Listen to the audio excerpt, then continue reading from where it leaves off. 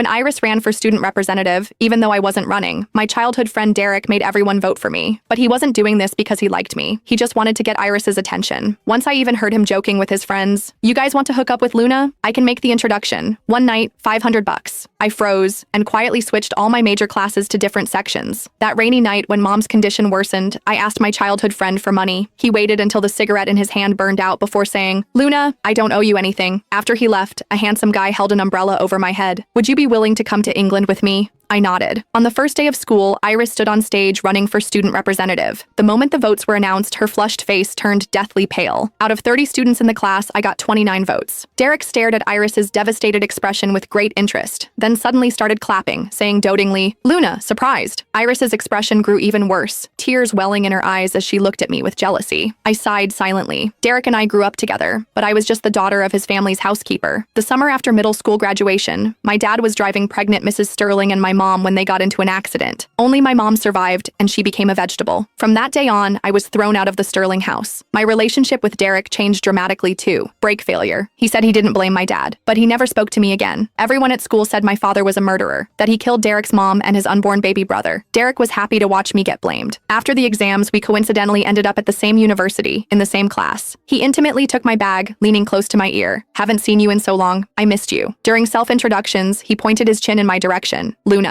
Everyone looked over. The sunlight happened to fall on my profile, and they all thought it was the most beautiful confession from a teen drama. But then he suddenly smirked. "Her dad's dead. Her mom's a vegetable." The whole room erupted. They uncomfortably looked away. The professor sternly told Derek to get off the stage. When it was my turn, I just introduced myself simply. Derek found it incredibly boring, until Iris appeared. She was beautiful, but poor, like a rose with thorns, declaring she hated rich people the most. When she spoke, her gaze fell on Derek without any attempt to hide it. Derek scoffed, twirling my hair around his fingers, saying, "Don't get too close to people whose brains haven't fully developed." I had a feeling he might be the one getting close to her. That was fine with me. Sure enough, he sabotaged Iris's campaign, then turned around and accompanied her to work part-time jobs, experiencing all of life's hardships. People who bullied her got beaten into the hospital by him. I continued as usual, studying, working part-time, doing homework for others, just when I thought our lives would become parallel lines. I walked into the classroom and heard a recording. "Luna, you need money badly, right? How much do you charge? Quick jobs $50? Slow ones $500. It was my voice. Someone screamed, others laughed. Derek stood right in the middle. He said it in a frivolous tone. "I told you she's cheap." The noise continued. Lewd stares fell on me. I was stunned for a moment. That recording had been edited. In high school, I did homework for others. The person in the recording was asking about homework prices. Even though I felt uncomfortable, I answered honestly. Now it was being played publicly. Iris threw herself into Derek's arms in disbelief. "Why did you play that recording?" Derek rubbed her head. "Who told her to steal your competition spot?" I silently sat down and opened my... Click the link on the homepage to watch the full follow mine is up for free.